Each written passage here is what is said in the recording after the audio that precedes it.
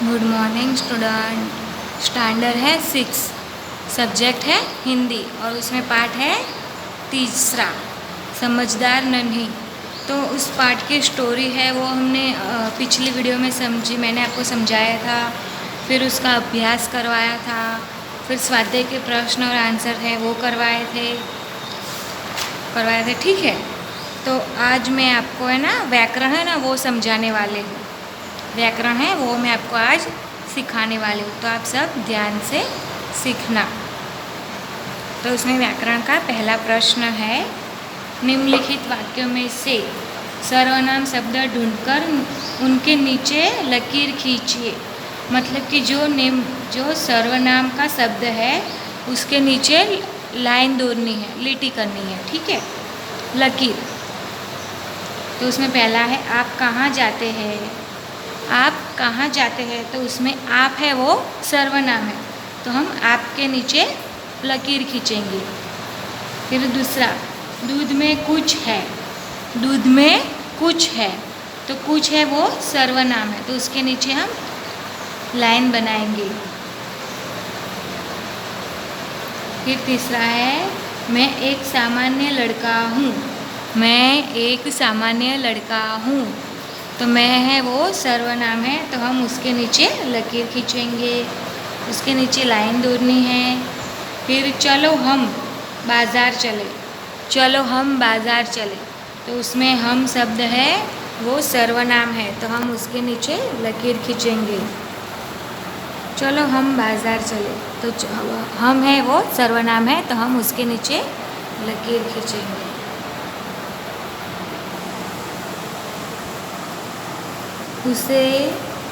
उसे तो सब रोना ही आता है। उसे तो बस रोना ही आता है, तो रोना किसको आता है, उसे, तो उसे है वो सर्वनाम शब्द है, तो हम उसके नीचे लकीर बनाएंगे। वह अपने आप खड़ा हो गया।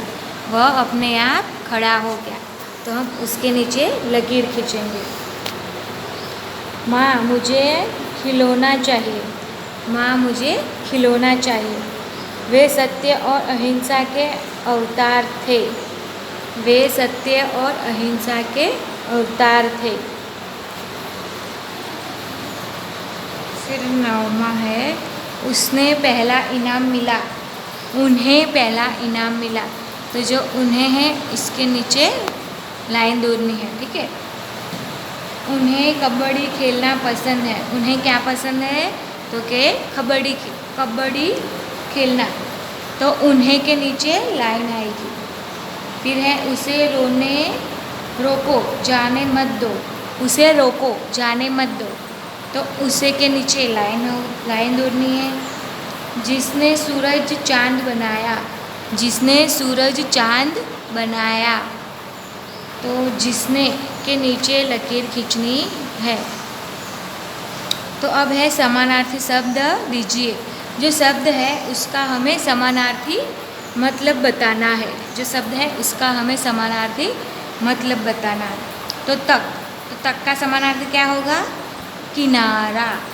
स्वभाव का समानार्थी होगा प्रकृति। निर्दोष का समानार्थी होता है बेकसूर। निर्दोष का समानार्थी क्या होगा, बेकसूर। प्रसन्न का होगा खुश। राह का होगा रास्ता। प्रार्थना तो बिनती। प्रार्थना का समानार्थी होगा बिनती। मुसीबत का समानार्थी है आपत्ति। दुख का समानार्थी होगा कष्ट।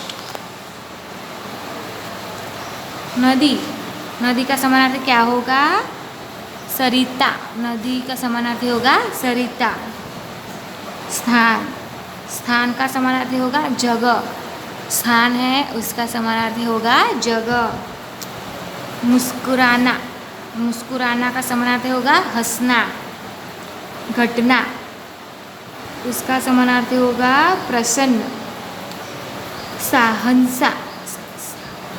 सहसा का समानार्थी होगा एकाएक। पीड़ा का मतलब होगा कष्ट, दुख, ठीक है। तो स्टूडेंट अब हमने समानार्थी शब्द था उनको हमने समझ लिया है, मैंने आपको बता दिया है। अब विरोधार्थी शब्द, विरोधार्थी मीन्स के विलोम शब्द, विरोधार्थी मीन्स के विलोम शब्द। तो समझदार का विरोधार्थी क्या होगा? नासमझ। सुख, सूखा का समानार्थी होगा गीला। जो सूखा है उसका विरोधार्थी शब्द होगा गीला। सुख, सुख का विरोधार्थी होगा दुख। सुनी, तो इसका विरोधार्थी होगा अनसुनी। सरल, सरल का समानार्थी होगा कठिन। भला, भला का समानार्थी होगा बुरा। भलाई, उसका विरोधार्थी होगा बुराई। सॉरी, भला का विरोधार्थी शब्द बुरा होगा। भलाई का विरोधार्थी शब्द भुलाई, बुराई।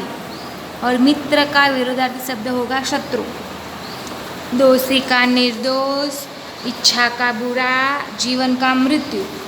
परवाह का होगा लापरवाह। गंदा का होगा स्वच्छ। मुस्कुराना का होगा रोना।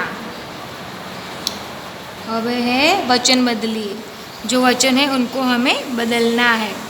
तो उसके लिए क्या होगा? कहानी, तो कहानी का होगा कहानियाँ। नदी, नदी का होगा नदियाँ। वैसे ही बात का क्या होगा? बातें। आदत का होगा आदतें। बेटी का होगा बेटियाँ। खुशी का होगा खुशियाँ। रानी का होगा रानियाँ। मोमबत्ती का होगा मोमबत्तियाँ। पुस्तक का होगा पुस्तकें। किताब, किताब का समानार्थी क्या होगा? किताबें। माला का मालाएं। बहन का बहनें। घटना का घटनाएं। मुसीबत का मुसीबतें। तो स्टूडेंट, मैंने ना आपको अभी क्या सिखाया? मैंने व्याकरण के अंदर शब्द, सर्वनाम का जो शब्द था उसको ढूंढा और उसके नीचे लकीर खींची, ठीक है। उसके बाद समानार्थी शब्द था वो मैंने आपको समझाया, सिखाया। फिर विरोधार्थी शब्द था वो मैंने आपको बताया। वचन बदलना था वो मैंने आपको सिखाया। अब है शब्द समूह के लिए एक शब्द दीजिए, मतलब कि जो ये शब्द समूह है, मतलब कि पूरा वाक्य है, उसका हमें सिर्फ एक ही शब्द देना है। तो चलो अब हम ये करते हैं। इसमें क्या है? गीली जमीन जिसमें खड़े रहने पर पाँव घुसता चला जाए। गीली जमीन जिसमें खड़े रहने पर पाँव घुसता चला जाए उसे क्या कहते हैं? दलदल। जिसमें कोई दोष न हो, जिसमें कोई दोष न हो उसे क्या कहते हैं? निर्दोष। दूसरे का भला करने वाला, परोपकारी। दूसरों का जो भला करता है उसे परोपकारी। नया जीवन देना तो उसे बोलते हैं जीवनदान, जीवनदान, ठीक है। तो तो स्टूडेंट, हमने ये व्याकरण था वो हमने कंप्लीट कर दिया है। अब एक नन्ही स्टोरी है वो मैं आपको सुनाने वाली हूँ और समझाने वाली हूँ। ये स्टोरी है कबूतर और चींटी की। किन की स्टोरी है? कबूतर और चींटी की। तो पेड़ पर एक कबूतर बैठा था, मतलब कि एक पेड़ था, उस पर एक कबूतर बैठा था। पेड़ के नीचे तालाब था। पेड़ के नीचे क्या था? तालाब था। तालाब के पानी में एक चींटी फंस गई थी। तालाब के पानी में एक चींटी फंस गई थी। कबूतर ने चींटी को देखा और कबूतर ने क्या देखा कि चींटी तालाब में फंस गई थी। कबूतर ने चींटी को बचाने के लिए पेड़ पर से पत्ता तोड़कर चींटी की ओर फेंका। जो कबूतर था उसने पेड़ पर से एक पत्ता तोड़कर चींटी के ऊपर फेंका। चींटी पत्ते पर चढ़ गई और बच गई, और जो चींटी थी वो पत्ते पर चढ़ गई और बच गई। एक दिन कबूतर पेड़ पर बैठा था। अब एक दिन था उसमें कबूतर है ना, वो पेड़ पर बैठा था। उसका शिकार करने के लिए एक शिकारी बंदूक लेकर आया, और जो कबूतर पेड़ पर बैठा था उसका शिकार करने के लिए एक शिकारी बंदूक लेकर आया। यह दृश्य चींटी ने देख लिया, और ये जो घटना हो रही थी वो चींटी ने देख ली। जब शिकारी कबूतर का निशान ताकने लगा तभी चींटी ने शिकारी के पैर पर डंक मारा, और जब शिकारी था वो शिकार करने के लिए बंदूक को कबूतर पर ताक रहा था तभी चींटी ने शिकारी के पैर पर डंक मारा। डंक की पीड़ा से शिकारी निशान चूक गया, और डंक मारा तो उसकी पीड़ा से शिकारी अपना निशान को चूक गया और कबूतर बच गया। इससे हमें ये सीख मिलती है कि हमेशा एक दूसरे की मदद करनी चाहिए। आज हम दूसरों की मदद करेंगे तो कल दूसरे हमारे भी मदद करेंगे। ठीक है, तो स्टूडेंट आज हमने एक छोटी और बहुत ही अच्छी और सीख देने वाली स्टोरी थी, वो मैंने आज आपको बताई। फिर व्याकरण में सर्वनाम शब्द ढूंढकर नीचे लकीर करना मैंने आपको बताया, सिखाया। फिर समानार्थी शब्द सिखाए। फिर विरुद्धार्थी शब्द, वचन बदलिए, शब्द समूह के लिए एक शब्द थे वो मैंने आपको सिखाया। फिर ये सब मैंने आपको करवाया, और आप है ना ये सब अपनी होमवर्क के बुक में लिख देना। ठीक है, और कल हम नेक्स्ट चैप्टर है वो हम चलाने वाले, नेक्स्ट पार्ट कल चलाएंगे। ठीक है, थैंक यू।